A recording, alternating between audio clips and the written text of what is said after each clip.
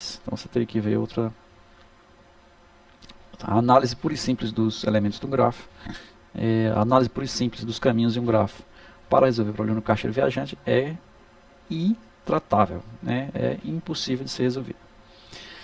Bom, esses problemas são chamados de NP complexo. Então a literatura tem um termo que chama esses problemas, são problemas que não podem ser resolvidos num tempo determinístico polinomial, ou NP seria a abreviatura de não determinístico polinomial, ou traduzido em português seria tempo polinomial não determinístico. Então eu aconselho vocês, se quiser, isso aqui entra no domínio da computabilidade, da tratabilidade, da análise de algoritmos, que não é objetivo aqui do nosso curso, mas apenas para citar que você não fique muito feliz tentando imaginar que, ou imaginando que qualquer problema basta você faça um grafo e estude esse grafo, aplique um algoritmo de busca no grafo e você é capaz de resolver o problema. Não é assim, existem problemas que não podem ser resolvidos simplesmente utilizando grafos. E existem problemas que eu não sei muito bem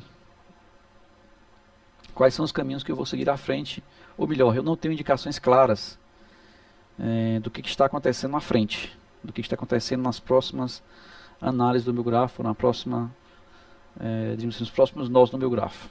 Lembre-se que o grafo, que nós estamos trabalhando aqui sempre com a perspectiva da direção, do caminho.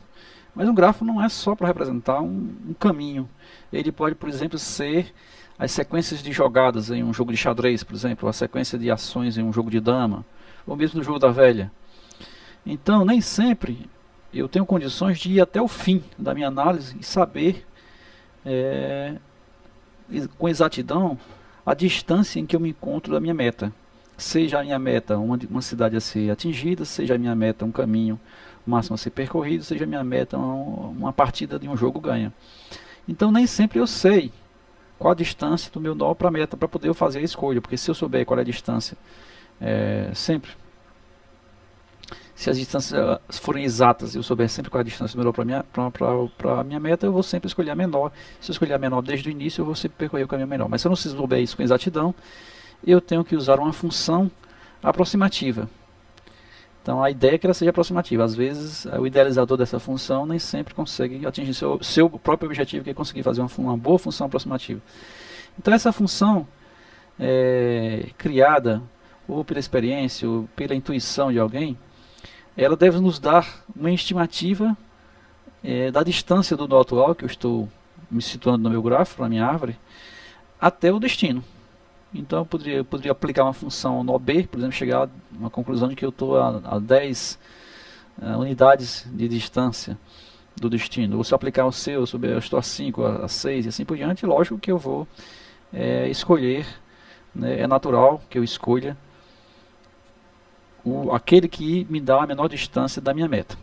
Quando eu sigo essa estratégia de sempre a partir de uma função aproximativa, de uma função heurística, eu escolher o menor caminho até a meta, eu estou utilizando um algoritmo chamado algoritmo guloso.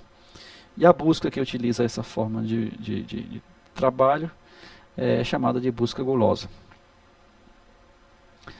Existe uma heurística muito interessante, desenvolvida por esses três rapazes aqui, o Peter Hart, o Niels Nilsson e o Bertrand Raphael. Eles, em 1968, eles desenvolveram um algoritmo chamado A estrela. Eles propunham no artigo que eles publicaram, eles chamavam simplesmente de algoritmo A. E depois a literatura, outros autores começaram a chamar isso de A estrela e o nome ficou. Então a estrela é um algoritmo que encontra um caminho ótimo no grafo, o melhor caminho possível em um grafo, utilizando uma função heurística que soma. E aí a diferença, a grande questão é a função heurística que soma o caminho já percorrido, mais a estimativa da distância até a meta. Então o caminho já percorrido é exato, ele já sabe o que foi percorrido, ele é exato. Mas a estimativa eu não sei ainda. Então eu tenho que somar os dois. Com isso eu tenho uma distância estimativa da origem até a meta. E se meu objetivo é percorrer um caminho mínimo, então o A estrela me consegue selecionar o nó, me permite garantir que eu vou selecionar sempre o nó que me dá o caminho total mínimo da origem até o final. Isso lembra um pouco aquele algoritmo de Dijkstra, mas só que o Dijkstra é utilizado quando você tem controle sobre todos os pontos do grafo, você sabe a distância exata de cada nó para cada nó seguinte. Nesse caso você não sabe, você tem apenas aproximações através dessas funções heurísticas. Então neste caso, o A-estrela te dá uma resposta ótima, um caminho, o melhor caminho possível. Bom, isso aqui é falado apenas superficialmente, lógico que tem desdobramentos, como implementar, como fazer, como criar função heurística, várias discussões a respeito das funções heurísticas, como é que eu posso provar que o A-estrela é ótimo. Então todas essas questões aí estão para o próximo curso. Então em breve nós colocaremos aqui no mesmo canal um novo curso chamado Inteligência Artificial, e neste curso nós veremos solução de problemas por meio de busca, né, jogos, meta-heurísticas e assim por diante. Isso aí faz parte do próximo curso. Vamos ver agora mais um tópico em programação, que consiste em programação concorrente.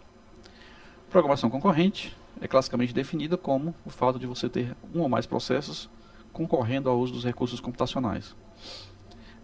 Em Python, bem como em outras linguagens modernas, você tem o recurso de utilizar a programação concorrente dentro de um único programa. Então, dentro de um programa simples, você pode ter o que ficou convencionado como linhas de execução. Em inglês, threads. Então, um programa, seja o programa A em execução, e aí ele passa a ser chamado de processo, o programa A pode ser composto de várias partes. Parte 1, parte 2, parte 3. E essas partes não necessariamente serão executadas em sequência.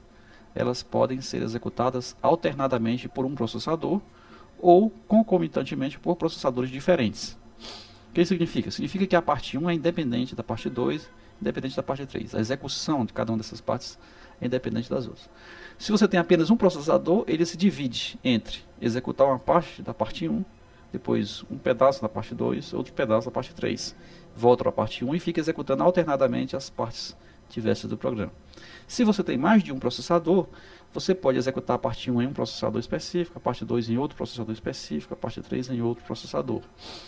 Se você tem núcleos com mais de um processador, quer dizer, você tem um processador com mais de um núcleo de processamento, então você também pode fazer a divisão de instruções, ou pelo menos parte dessas instruções, entre os diversos núcleos de processamento. É assim que funciona a programação concorrente. A palavra em inglês para isso, para linha de execução, é threads. Então o que é o thread? É uma linha de execução, é uma forma de dividir o programa, o processo, em duas ou mais tarefas que podem ser executadas simultaneamente, entre aspas, quer dizer, com uma certa sensação para o usuário de que está sendo simultâneo, que está sendo ao mesmo tempo. Essa simultaneidade real, ela só ocorre quando você tem hardwares com múltiplas CPUs, ou multicores, como queira. As linhas de execução, threads, podem ser realmente executadas de forma simultânea nesses hardwares. Em hardwares com apenas um core ou com apenas um processador, eles são executados alternadamente, mas essa alternância é feita de forma tão rápida que nos dá a sensação de simultaneidade. Nós temos a sensação de que as coisas estão sendo executadas exatamente ao mesmo tempo. Em Python, threads podem ser implementados através da utilização do módulo thread.py ou através do módulo threading.py. Tanto um módulo quanto o outro disponibilizam as funções que nós vamos utilizar para construção de threads. Bom, usando o módulo thread em Python, nós vamos dividir aqui em 3 passos. O primeiro passo é você utilizar o comando import, uma instrução import para importar o módulo thread. O passo 2 é você definir uma função qualquer com seus respectivos argumentos, através do comando def, da instrução def. Você define uma função qualquer com seus respectivos argumentos, e essa função vai ser executada em uma linha de execução separada do restante do programa. Todo programa tem pelo menos uma linha de execução, que é a linha principal. Dessa linha principal podem ser derivados N outras linhas secundárias, ou N outras linhas de execução separadas. O passo 3 é utilizar um comando que dentro do módulo thread, um comando chamado start new thread. Esse comando, start new thread, ele simplesmente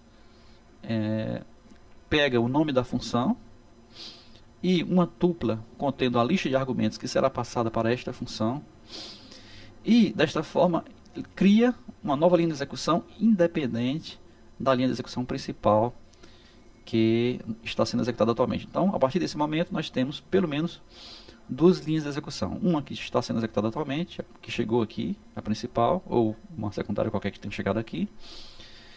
E aqui nesse momento ele cria uma outra linha de execução que é independente da primeira e que funciona de forma independente.